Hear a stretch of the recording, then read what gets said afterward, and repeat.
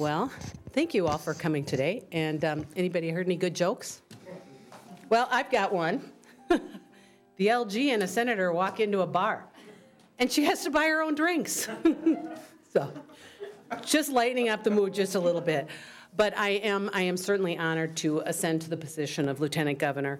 And I was elected as the state senator from District 13 to represent those constituents. And under law, as prescribed by law, I will be planning on holding both of those roles and continuing to serve. I'm sorry, my throat is not behaving.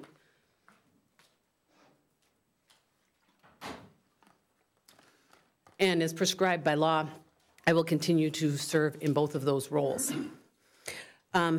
In preparation, assuming that Governor Dayton may actually appoint Lieutenant Governor. So in preparation, we did have the Senate Council do some research, and I believe you've all been provided with the copy of the memo that Senate Council Bodern came up with and has been provided to you. So I would take any questions. I'm so sorry. You're going with an 1898 decision here. As you probably know, the Constitution has been changed since then and everything. What makes this still valid?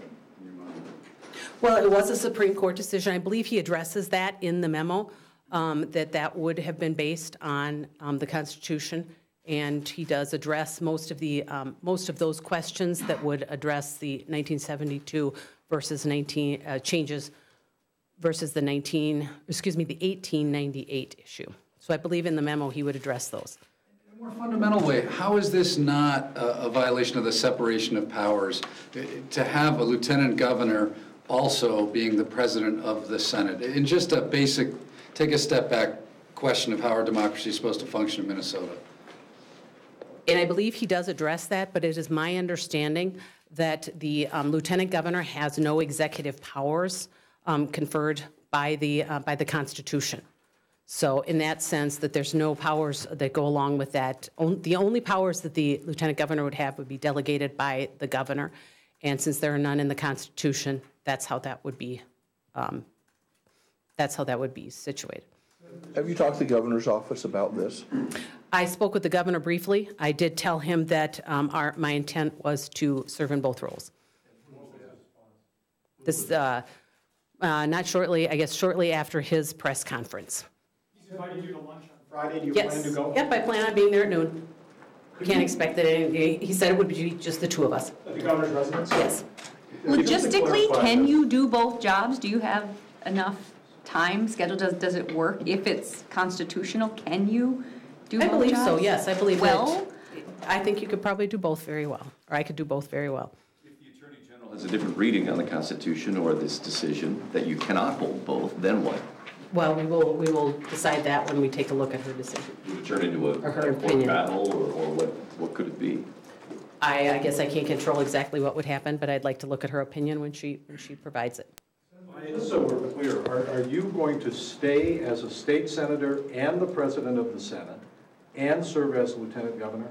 That is what is prescribed by law, yes. And can you be a state senator and do all the job that you were elected to do, and also assume all of the duties of lieutenant governor? The duties of lieutenant governor are only delegated by what the governor would delegate to the lieutenant governor. So that is, and obviously that is, in the past, that's traditionally been whatever the governor had, whatever role the governor wanted the lieutenant governor to have. Why would you think you were not shortchanging either your voters back home or the people of Minnesota as lieutenant governor by doing both? Well, I think number one, the governor and I are going to be having lunch on Friday, and we will be discussing what that role would be. Obviously, he had a different role for Lieutenant Governor Smith than he did for Lieutenant Governor Solon. So I'm assuming that, we'll have that discussion. So I don't know what those delegated duties at this point would be, if any, but that's a discussion that's left. How would you perform being a lieutenant governor supporting all of Governor Dayton's policies? Well, that may not necessarily be part of what he would ask me to do. That's the discussion I think I think that's the discussion we'll be having. Well, it's historic because his lieutenant governor at that point would not be of the same party. Will you support the governor's policies if you're lieutenant governor? I seriously doubt it. Well, that's important, isn't it? Yes, but I don't know if that is what he would necessarily ask me to do. Senator, the chairwoman of the Republican Party says she thinks the governor did this intentionally to kind of upset the balance of power and confuse the balance of power in the Minnesota Senate. Do you believe that is true? I'm not familiar with her statement, so I won't comment on it until I would have the opportunity to see exactly what she said. I guess I'm not. What about that notion that by doing this, he knew this would set in motion a lot of confusion and in a Senate that is very divided right now? I think there's a lot of intrigue right now, and I will wait to make comment on exactly what she said till later, but thank you. Close margin, is that a factor in your wanting to retain the position in the Senate? Is that the motivating factor here? The motivating factor for me is I was elected by the Senate, by the constituents of Senate District 13, and I have a commitment to represent them in the Senate. But the last two Senate presidents who had this situation ascended and left the Senate, did they not? That would be more information for a historian. I don't have that information right now. Okay. The lieutenant governor position opened up, the Senate president left the Senate and did not retain both positions. I don't know exactly what situation was, and I will certainly look at it. I promise I will look at that and see exactly. But my commitment is to the people of Senate District 13. And additionally, didn't we in Minnesota in the past have the lieutenant governor preside over the Senate, and we changed that? Yes. So how is it constitutional or legal if this used to happen and we have changed that? That maybe I'm just not understanding the question exactly. Repeat the end. If I'm not mistaken, lieutenant governor used to be the presiding officer of the Minnesota Senate, and we changed that. I'm not sure if it's constitutional or statutorial, that change. So if that position was merged once and we have taken that apart, what is the grounds for saying that they are merged again when we've changed that law? I don't know necessarily if they would be considered to be merged. They are still two separate roles, but under that 1898 decision, you can hold both roles. But subsequently be linked. But the language from the 1898, I believe Stearns, is still valid. Are Senate Republicans ready to go to court if necessary to clarify this? Has that been discussed? You know, I think we will address that if it comes to that. We have not, that's not an issue at this point. Senator, given that your primary obligation is to the constituents of your district to fulfill that obligation, the way out of this, and I know it's a way that's been in the discussions, and that is to elect a new Senate president who's a Democrat. Is that an option as far as you or as far as your caucus is concerned? And if so, what has Governor Dayton's reaction to that been? Any conversation you've had with him? I think right now we're looking at holding both roles. We believe that the memo that Mr. Bodern put together provides us the opportunity or the ability to hold both of those roles.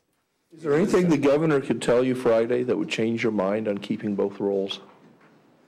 I mean, I don't even know what we'll be discussing exactly, so at this point I'd have to say I don't know. What would you like to discuss? What would you like your role to be? You know, that is up to the governor. The governor decides. He delegates duties and anything that he wants to the lieutenant governor. Was this the preferred outcome? Had you hoped that, you know, whether it be through a special session, installing a new Senate president temporarily, or some other mechanism, you would be able to avoid this scenario that you're now in? It's where we're at, and I believe that Mr. Bodern's memo provides us that opportunity to be in both roles. Is this solely your decision, or did other leadership suggest this? No, this is my decision.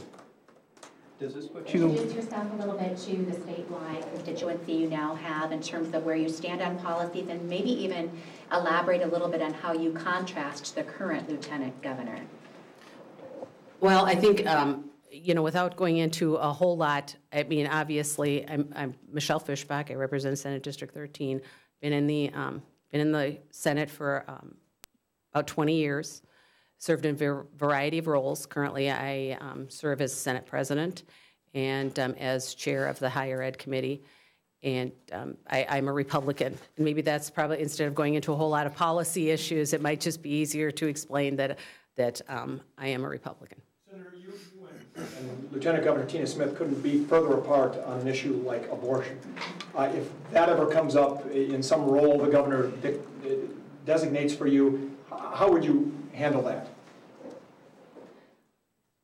I guess I would venture to say that I don't think the governor would ask me to, given that the two of us are, the governor and I are diametrically opposed on that position, or on that issue, I don't think he would probably ask me to do something in that sense. Let me take that question just a bit further, and that is, since that you want to assume both roles, or continue one role and assume another role, if for some reason Governor, and nobody wants to think about this, but if for some reason Governor Dayton were unable to exercise the duty of his office and you became governor, what would you do in terms of the abortion issue, just as one example? That's a lot of speculation, and I would rather not get into it at this point about anything horrible happening. Senator, if you're privy to private information in the governor's office relating to budget negotiations, let's say, do you keep that to yourself, or do you bring it back to your Republican caucus? I have my doubts that the governor would be handling things that way. Do you consider your primary loyalty to the Republican caucus or to the governor's office with Lieutenant Governor, as Lieutenant Governor? My primary duty is to the constituents of Senate District 13. Something in the governor's office that you would share it then with your Republican caucus? My duty is to Senate District 13, and I honestly believe that would not happen. I think that's complete speculation, and I really doubt that would ever be an issue. What does this do for your pay? Lieutenant governor's salary is almost $80,000. You currently make about $45,000. Have you explored that with Mr. Bodden? No. Do you get them both? I don't know. I truly don't know. Would you intend to take both salaries? Do you want both salaries?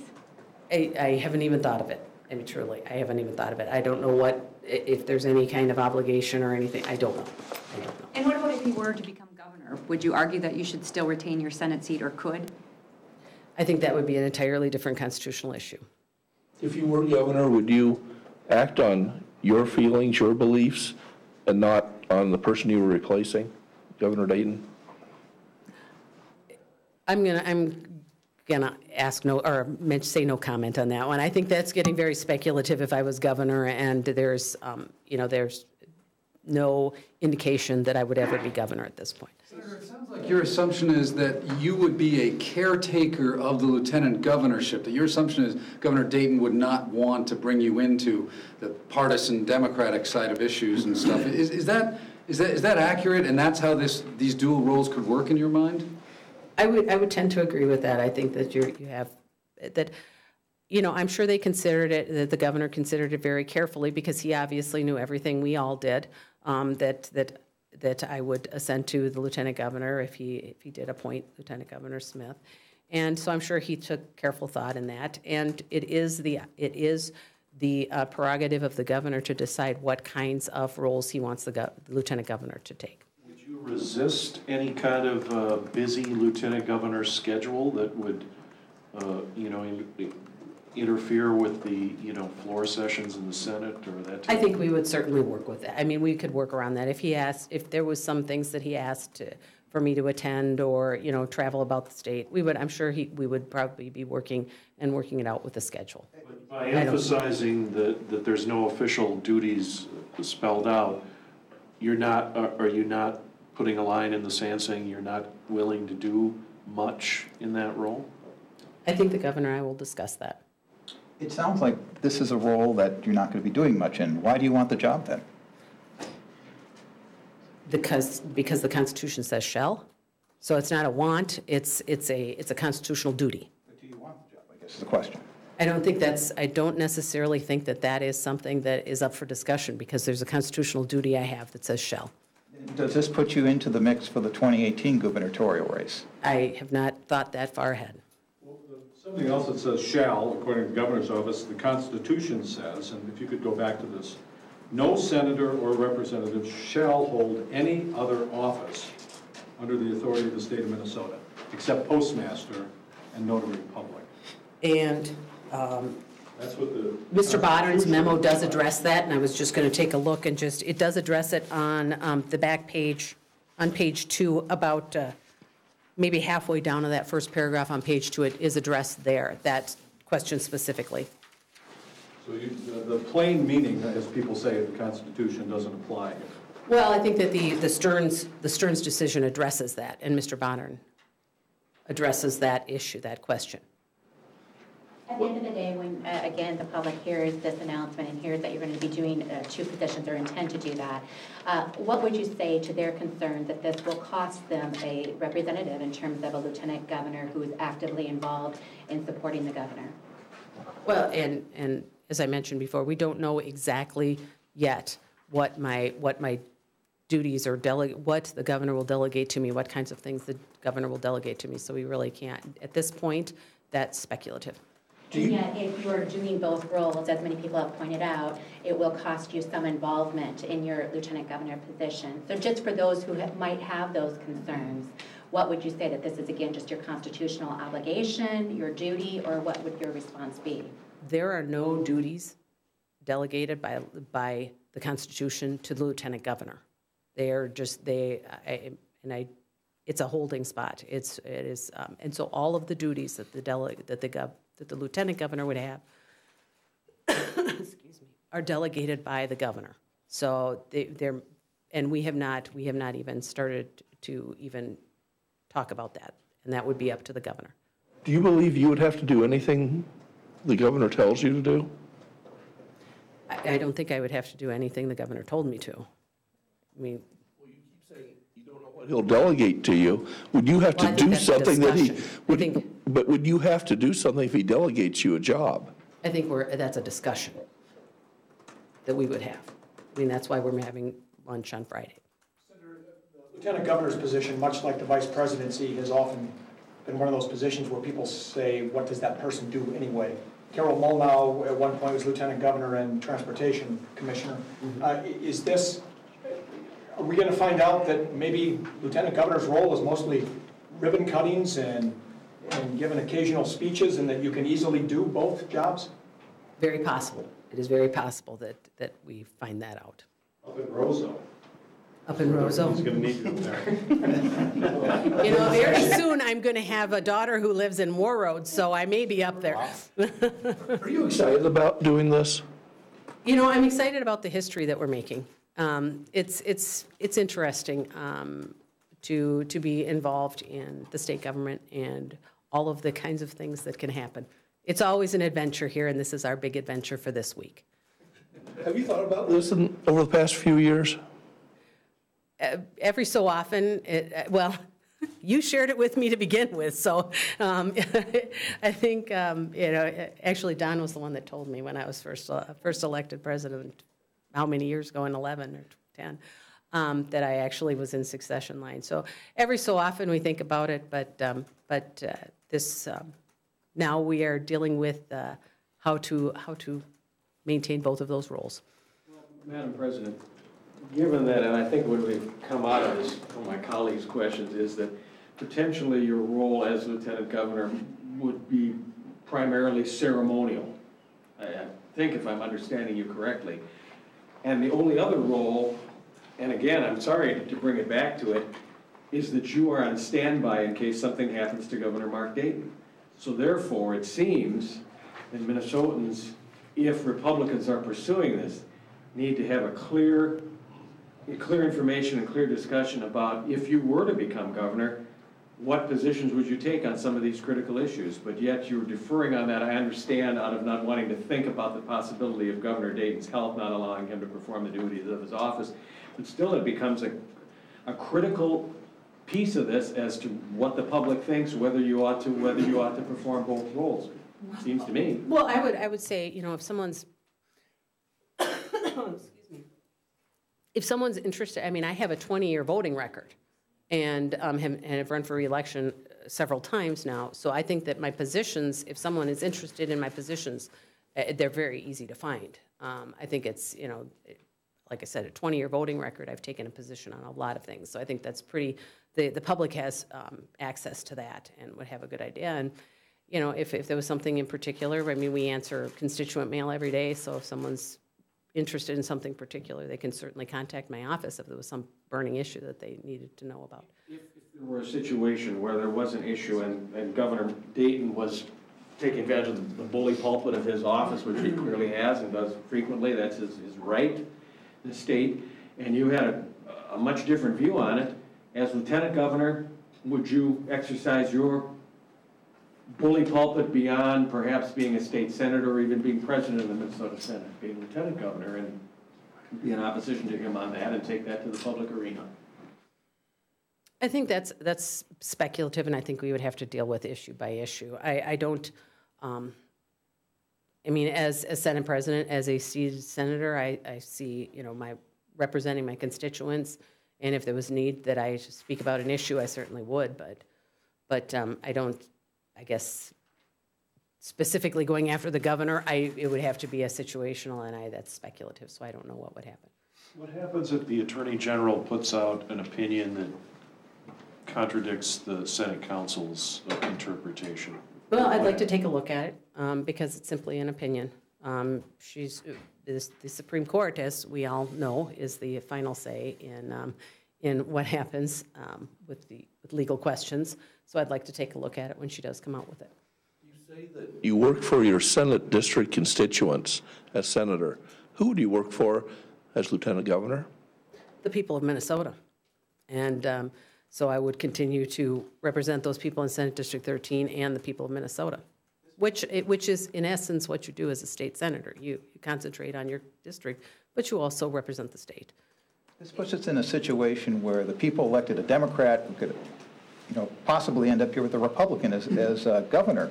If the shoe was on the other foot and it was a Republican and it ended up being a Democrat, do you think this is a process that needs to be changed, or is this an okay process?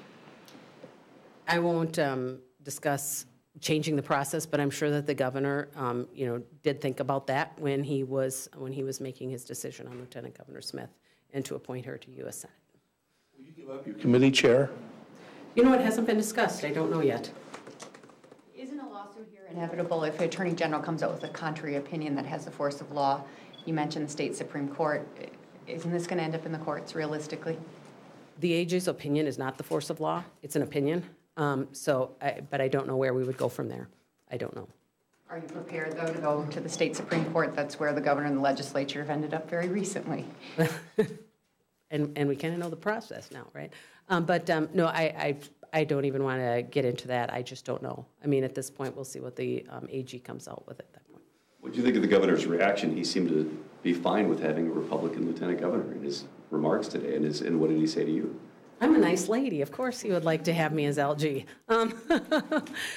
No, I mean, we have we missed calls a couple of times before the, you know, so we left some voicemails before the actual, before the press conference this morning, but we did have an opportunity to talk later. And, you know, he was very cordial and invited me to lunch, and so I'm sure we'll have a nice discussion on Friday. And we both are going to bring pictures of our grandchildren to share. So. Do you expect he'd be open-minded to having a Republican lieutenant governor? You know, I'm sure he thought about that. That was something he, I'm sure, had thought about quite a bit before he made his appointment. Come back and talk to us after you have lunch? I don't think that anybody will be waiting outside the doors, will they? I might not have to come all the way here. But you know what? We haven't considered, but maybe we will. And maybe I would probably, and if the governor wanted to, we may defer to him or whatever the case may be. So, thanks a lot. Thank you very much. Thank you.